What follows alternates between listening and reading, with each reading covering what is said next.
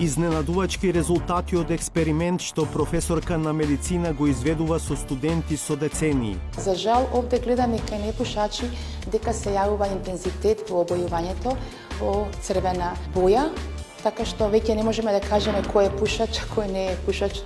Дали е ова нов индикатор за сериозноста на проблемот со загадувањето на воздухот?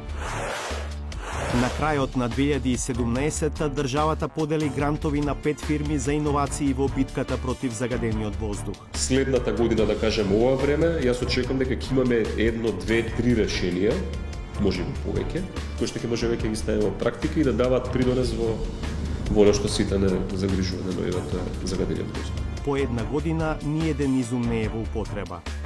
Докаде се иноваторите? Шефицата на досието за Македонија во НАТО Тања Хартман зборува за роковите за потпишување на пристапниот протокол, за ратификацијата, очекуваните реформи. So I think by the spring of 2020 we would be able to welcome you as a full member of our alliance. Директорот за проширување во Европската комисија Кристијан Даниелсон во Скопје во инспекција на реформите.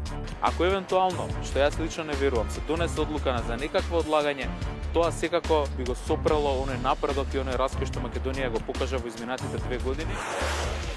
Попова Шапка има околу 13 километри патеки за скијање и преубава природа. Но за жал последниве неколку децении тоа се ретките работи со кои ски центарот може да се пофали. За скијачите најпривлечна е познатата патека Церипашина, но се жалат дека жичницата што води кон врвот често не работи. На таа брзина од ветер жичарата мора да се исклучи.